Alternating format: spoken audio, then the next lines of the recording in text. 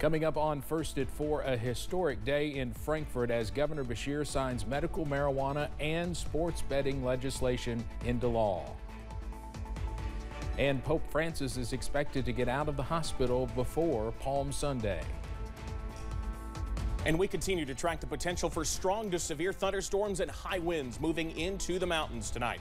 The very latest right now as Mountain News First at 4 is on the air. Dedicated to Eastern and Southern Kentucky, this is WYMT Mountain News First at 4. Good afternoon, I'm Steve Hensley. First at 4, rain has been falling for much of the day across the region, and that could be followed by some strong winds and very high winds. The worst weather is expected in the western part of the state, and Governor Beshear has already declared a state of emergency. We also just learned in the last half hour a tornado emergency was issued for the Arkansas capital of Little Rock as people were told to seek safety due to the possibility of a large and destructive tornado, and we've already seen some evidence that might be the case. This is a first alert weather day. Meteorologist Evan Hatter joins us now with the very latest on what to expect around here. Evan. That's right, Steve. We've been watching what's been going on out in parts of Arkansas. Got some of the live feeds here to my left, and yeah, we've been seeing some of that damage already coming in so far. And we were just watching the coverage from our CBS affiliate in Little Rock a little while ago, and it looks like a large tornado moved through parts of that metro area. That will continue out west as we head through tonight. It is a first alert weather day, and we will continue to watch the potential for those strong to severe storms later on tonight, with the winds outside of storms 50 to 60 miles per hour tomorrow. So the severe weather threat is later tonight, with the strong winds moving through tomorrow. Damaging winds are the greatest threat here, but I can't rule out an isolated tornado in our far western counties. Those are the areas in the level 3 enhanced risk for severe weather. I'm talking Monticello, Somerset, Mount Vernon, and points to the west. That's the level 3 risk. The level 2 risk areas between there and a line from Middlesboro to about Sandy Hook. They're in the level 2 slight risk. Everybody else in the level 1 marginal risk. Again, tornado threat is low, but not zero. High winds are the best threat, and yes, localized flooding a possibility as well, because we've seen all this heavy rain through the day. Here's the animated shot right along Highway 80. We've seen that rain so far today, but that is the least of the concerns in the weather world right now, because we have plenty of strong thunderstorms, severe thunderstorms moving in from the west. Particularly dangerous situation, very rare type of tornado watch in place across the Mississippi Valley.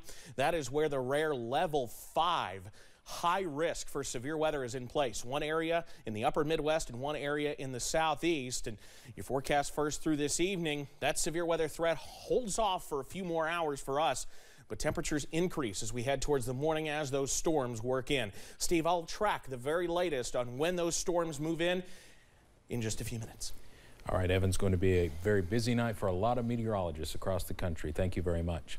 The 2023 legislative session is now complete, and several more bills have officially become law. This morning, Governor Beshear signed 2 bills to legalize medical marijuana and sports betting in the Commonwealth. Jeremy Toms has more from Frankfort. After years of legislative work and advocacy, bills to legalize medical cannabis and sports betting have finally been passed out of the Kentucky General Assembly. Within 24 hours, the governor has come here to the Capitol to sign them both into law. Today's pretty amazing. We passed 2 pieces of legislation that took both Democrats and Republicans, would not have passed without them. People coming together to do what's right. Governor Andy Beshear called up 3 Republicans to the podium to discuss medical cannabis, highlighting the bipartisan nature of these achievements. I'm filled with emotion. There are, Governor, as you know, thousands and thousands of Kentuckians who just want to be and want to feel better. The governor says his executive order on cannabis will remain in place until the program starts in 2025. He also says in 2024, he will push for more of the conditions included in his order to become part of that program. Sports betting could take effect much sooner, but the governor says it will depend on an opinion released by the Attorney General. Whenever it does, he says they will be ready. The Horse Racing Association is the ultimate regulator. They have to have the process of how it's set up, how many contracts each track and other can have. I have full confidence in our executive director, who is here today. We're going to get it done. We're going to be ready. In Frankfort, Jeremy Toms, WYMT Mountain News. And the governor also signed House Bill 5 today. It gives a tax break to the bourbon industry. Changes made to the final version gradually lowers the property tax for distilleries from 2026 to 2043. That's 4 years longer than the original bill. Well, now that this year's legislative session has come to a close, multiple bills were sent to the governor's desk. WYMT's Olivia Calfee spoke with Senate President Robert Stivers as he reflected on what was accomplished in this session. I think the session turned out very well. Are there things that I agree with in total? No. Are there things that people will be unhappy with? Yes, but overall, I think the public in general would be very satisfied with the outcomes that came at the end of the session. We will have much more on what the Senate President told us about the medical marijuana and sports betting legislation tonight at 6.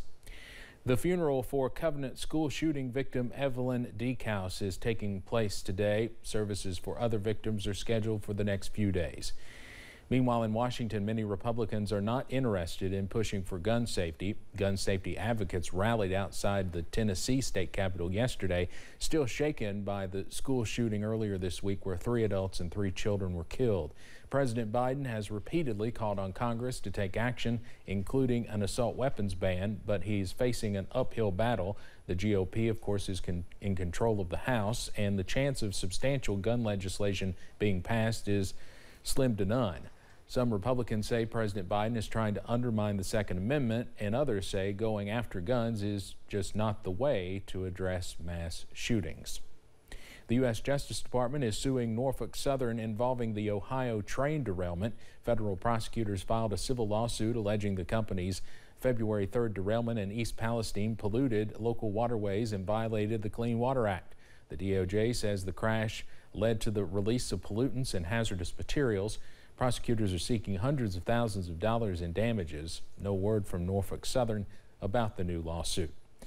Today, President Biden is visiting Mississippi to announce help for people in areas ravaged by deadly tornadoes last week. During his visit to Rolling Fork, the president is expected to announce that his administration will cover the full cost of the state's emergency response. He's also expected to announce that the Federal Emergency Management Agency is opening disaster recovery centers in 4 counties across Mississippi. Last weekend's storms killed at least 26 people and knocked out power to tens of thousands of homes and businesses. The storms also trapped people in their homes and tore through Alabama, Mississippi, and Tennessee. Unfortunately, some areas possibly getting hit hard again today. We'll have more about the president's visit coming up at 5:30. Pope Francis visited the Children's Oncology Unit of the hospital in Rome today to baptize a baby.